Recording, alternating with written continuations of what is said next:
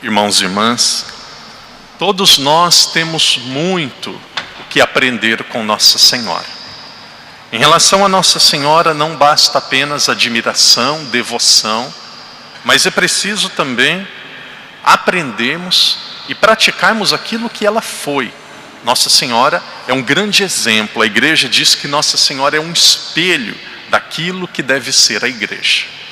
Quando nós falamos da Mãe de Jesus, quando nós falamos de Nossa Senhora, durante a história da igreja, 4 dogmas foram definidos, que são 4 verdades de fé que representam aquilo que nós acreditamos sobre Maria Santíssima. Um dogma de fé é a maternidade divina. Nós acreditamos que Nossa Senhora é mãe de Deus. E algumas pessoas vão dizer assim: como que Nossa Senhora pode ser mãe de Deus se ela não criou Deus? Nossa Senhora ser mãe de Deus não significa que ela veio antes de Deus ou que ela criou Deus. Significa que a pessoa que ela foi mãe, a pessoa que foi gestada no seu ventre era a segunda pessoa da Santíssima Trindade. Se Jesus é Deus e Nossa Senhora foi mãe de Jesus, Nossa Senhora é mãe de Deus. Outro dogma, nós acreditamos na virgindade perpétua de Nossa Senhora. Nós acreditamos que Nossa Senhora ela foi virgem antes, durante e depois do parto. Uma graça especial que ela recebeu. Nossa Senhora, e aqui é fantástico, Nossa Senhora ela é mãe, ela é esposa e ela é virgem. Nós acreditamos na virgindade perpétua de Nossa Senhora. Terceiro dogma, o dogma mais recente, que vem do ano de 1950, Papa Pio XII, nós acreditamos que Nossa Senhora foi assunta, Nossa Senhora foi levada para o céu de corpo e alma. E aqui é importante o padre dar uma catequese. Muitas pessoas acreditam que Nossa Senhora não morreu, que Nossa Senhora estava viva, e viva ela foi levada de corpo e alma para o céu. Esse não é, por muito tempo foi especulado, mas esse não é o ensinamento oficial da igreja. Existe até a igreja da dormição de Nossa Senhora. A igreja católica não diz se Nossa Senhora morreu fisicamente ou se ela foi levada ainda viva para o céu. É algo que a igreja ela não se pronunciou oficialmente, mas é muito provável, papas disseram isso, é muito provável que se mesmo Jesus, que é Deus, conheceu a morte, não teria desmérito nenhum dizer que Nossa Senhora morreu. Nossa Senhora morreu, pode ter morrido, isso é o que é mais provável, mas depois da sua morte física, o seu corpo não foi corrompido, o seu corpo não foi estragado, o seu corpo não se decompôs. Nossa Senhora foi levada, não tem a ascensão. A ascensão é quando a pessoa vai por si mesma, a ascensão é com Jesus. Nossa Senhora tem a sua assunção, ela é levada a Deus. Outro dogma belíssimo de Nossa Senhora.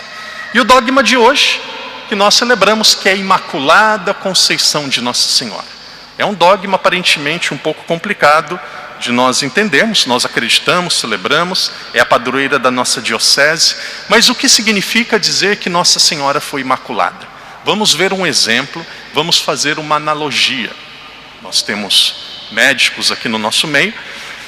Imagine um médico, ele tem 2 formas de salvar uma pessoa.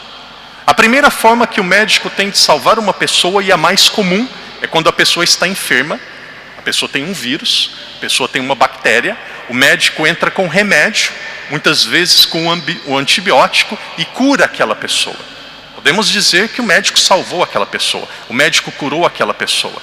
E existe uma maneira ainda mais nobre, que é quando o médico, ele dá uma vacina, ou ele ensina exercícios e meios de prevenção, que através destes meios de prevenção, o médico não deixa a pessoa ficar doente. Não deixando a pessoa ficar doente, ele também está salvando a pessoa. Existe uma forma de curar a pessoa, depois que ela já está enferma, existe outra forma de salvar a pessoa, que é não deixando ela ficar enferma. O que aconteceu? A humanidade estava enferma. A humanidade, ela tinha pecado. A humanidade ela estava afastada de Deus. E com o sangue de Cristo derramado na cruz, a humanidade foi redimida. Com o sangue de Cristo derramado na cruz, a humanidade foi perdoada e foi lavada. Ali surge uma nova humanidade. Mas Deus quis, na sua infinita sabedoria, que uma mulher, ela fosse salva sem ter ficado doente. Deus quis que uma mulher, ela fosse salva pelo médico dos médicos, que é o próprio Deus, através desta medicina preventiva. Deus quis que através dos méritos da morte e do sangue derramado por Cristo na cruz, Nossa Senhora fosse salva sem ter pecado. E aqui entra uma grande graça. Quando nós falamos do pecado, quando nós falamos do pecado original, eu não sei como que é na faculdade de teologia aqui em Macau. No Brasil, para ser padre, no final do curso de teologia, nós temos um exame chamado De Universa. E este exame chamado De Universa, sentam 3 doutores, sentam 3, na maioria das vezes são padres, pode ter até bispo, pode ser que seja um leigo que tenha formação em teologia. E aqueles observadores, aquela banca, vai fazer qualquer pergunta sobre qualquer assunto de teologia. Qualquer tópico. E se o estudante, ele é avaliado, ele tem uma nota satisfatória, ele termina o curso, ele é considerado bacharel, ele recebe o título e aí ele pode ser padre. Se ele é reprovado, ele não responde às questões, ou não responde às questões de uma forma satisfatória, ele precisa repetir o curso, ou precisa fazer novamente esse exame.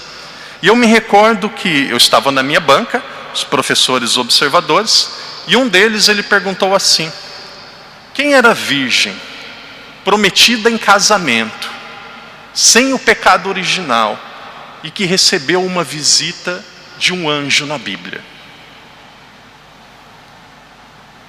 E eu disse: Eva e Nossa Senhora. Eva era virgem. Eva foi concebida sem o pecado original. Eva estava prometida em casamento. E Eva recebeu a visita de um anjo, Satanás. E Eva, ela disse não a Deus. Olha como que é a sabedoria de Deus. Pelo mesmo meio que entrou o pecado, pela mesma veia que entrou a doença, entrou a salvação. Ela era virgem, era prometida em casamento, recebeu a visita de um anjo e tinha sido concebida sem pecado original. Essa é a primeira leitura. E aí nós vamos no Evangelho, Deus aparece a outra virgem, prometida em casamento, sem o pecado original. E ele aparece através de um anjo. E Nossa Senhora diz sim. Nossa Senhora diz sim. Queridos irmãos e irmãs, por que que nós nos confessamos? Ninguém precisa olhar. Eu vejo alguns adolescentes agora na fila do confessionário lá para se confessar. Por que que nós nos confessamos? Por que que nós tentamos evitar o pecado? Por que que nós buscamos ser pessoas melhores? Porque nós queremos agradar a Deus. Porque nós amamos a Deus. Quando você ama, e ama de fato, você quer oferecer o seu melhor. Você quer oferecer aquilo que você tem de mais precioso. Veja, o Natal está chegando. No Natal nós queremos dizer assim: Jesus, desculpa aquilo que a humanidade, nós precisamos pensar e ter essa consciência. Jesus, desculpa aquilo que a humanidade preparou para ti. Não era digno. O Rei dos Reis não encontrou uma cama. O Rei dos Reis não encontrou uma casa. O Rei dos Reis encontrou palha e alguns animais para nascer. Então nós dizemos assim: Jesus, neste Natal a manjedoura é o meu coração. Jesus, neste Natal a manjedoura é a minha alma. Eu não tive a graça, a exemplo de Nossa Senhora, de ser concebida sem pecado original. Mas me ajude, Jesus, que eu deteste o pecado. Me ajude, Jesus, que eu lute contra o pecado.